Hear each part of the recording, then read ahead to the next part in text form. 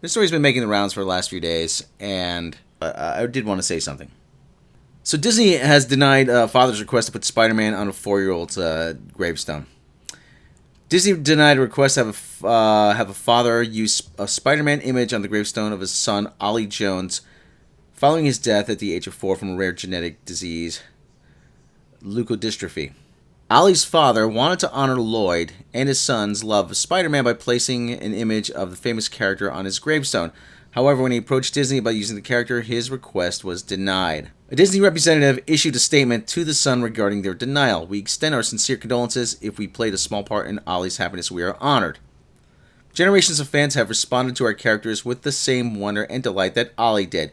In fact, many believe the characters to be real. We have striven to preserve the same innocence and magic around our characters that brought Ollie such joy. For that reason, we follow a policy that began with Walt Disney himself that does not permit the use of characters on headstones, cemetery, or other memorial markers or funeral urns.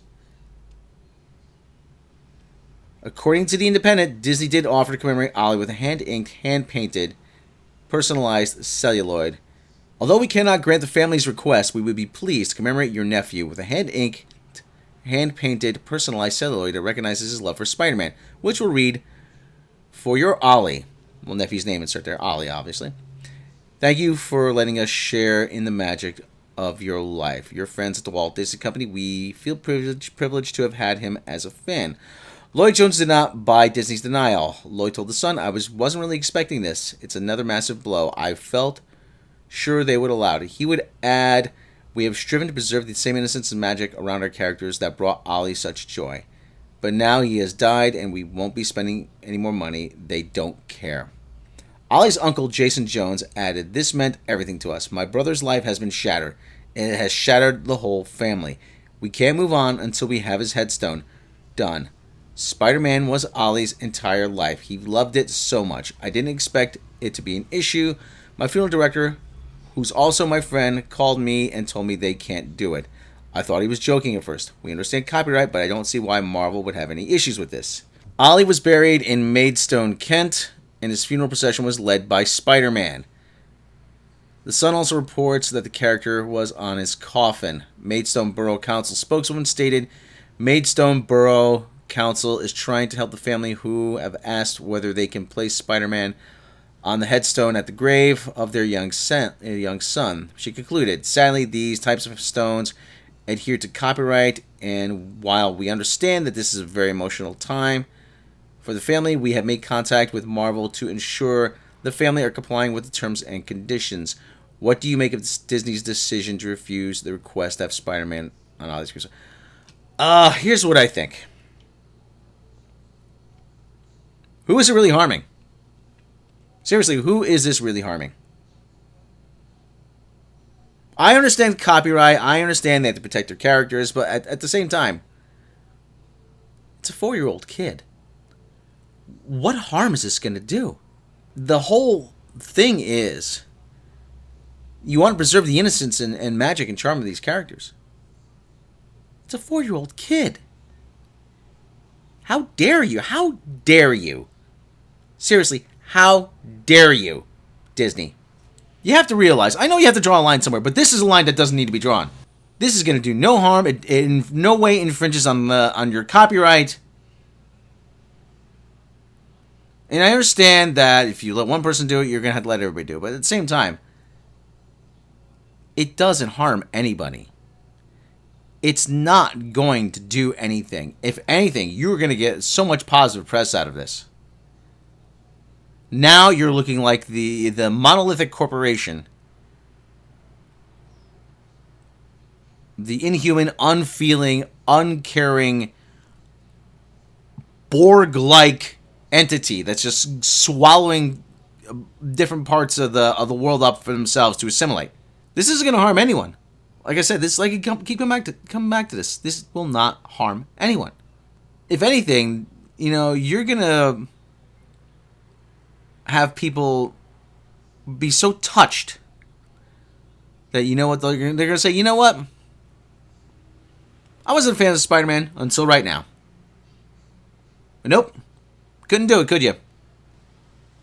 You don't need this kind of bad press right now, Disney. From what I understand, you've allowed other characters to be put on headstones. So to sit there and say that this somehow violates your copyright, that is complete and utter BS. And I don't understand how you can sit there and be happy with that. I understand the lawyers have to justify their existence. But this is one time that, you know what? I know this is against our MO here, but we're going to let this slide. Technically, it may be against the rules. Technically, you may violate the copyright. But you know what? You'd be doing the right thing.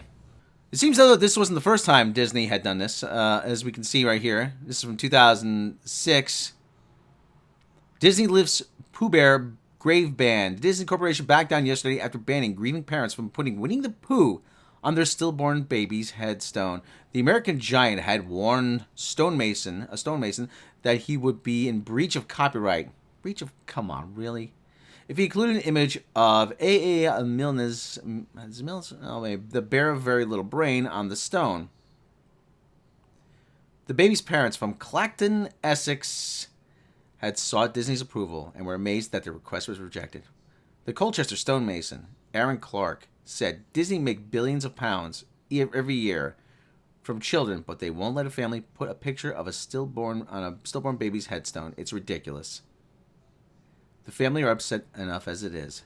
However, after being questioned about the ban by reporters, a Disney spokesman said, Our deepest sympathies go out to the family at this time. We have been in contact with them and are in the process of fulfilling their original request. So there it is. They've done it before. You can do it again. You can do it again. This doesn't harm anybody. It does not harm anybody. Funerals aren't for the dying; they're for the living.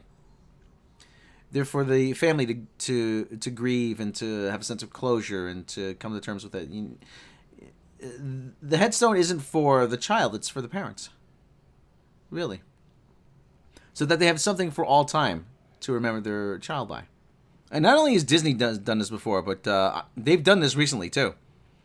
Marvel gives permission for a child who died to have Iron Man on his gravestone. From December 24th, Christmas Eve, last year, 2018. Ollie Gardner, who sadly died from cancer at age just 13, was a huge film fan. He even got to have a private screening of Star Wars The Force Awakens while he was undergoing chemotherapy treatment, as he was so desperate to see it but couldn't attend a regular screening due to risk of infection. Ollie's family wanted to honor their son with a gravestone, which would have on it an etching of Iron Man, Ollie's favorite superhero. Ollie's parents, Pete and Jane Gardner, posted about their son's journey on Facebook, revealing that once the church agreed on Ollie's headstone, they would need permission from Marvel too. They wrote, 3 years ago today, Odeon Aylesbury gave Ollie and I a free private screening of The Force Awakens. Children on chemotherapy aren't allowed in crowds in case of infection, and Ollie was desperate to see this film. It was so kind of such a huge company to help us. We have just been through the process of ordering Ollie's gravestone after his hero, Iron Man, had proven as such an inspiration during Ollie's treatment. We wanted him represented on the gravestone. After a little persuasion, the church said we could have him on a few conditions, one of which, that being the Marvel Corporation gave their permission. I thought that would be impossible to obtain, but contacted them anyway. 2 weeks later, I received an email, and not only did they give permission, but also offered their help in mediating with the Church of England. Such a lovely gesture. Ollie will be smiling down, knowing his idol will be with him for eternity. And there's Ollie at his screening of The Force Awakens. Ollie sadly died just over a year ago, but this touching gesture will make sure he's remembered in the best way possible. Marvel's kind offer of contacting the Church of England on behalf of the family also shows how much they care about their fans like Ollie. The young boy obviously knew a good hero when he saw one. Iron Man may not officially be the first Avenger, but he's the character with whom the movie studio launched the Marvel Cinematic Universe as we know it today. And this goes on. It says, having Iron Man commemorate Ollie is a heartwarming tribute to the young boy. As Ollie's parents wrote, Ollie will be smiling down, knowing his idol will be with him for eternity.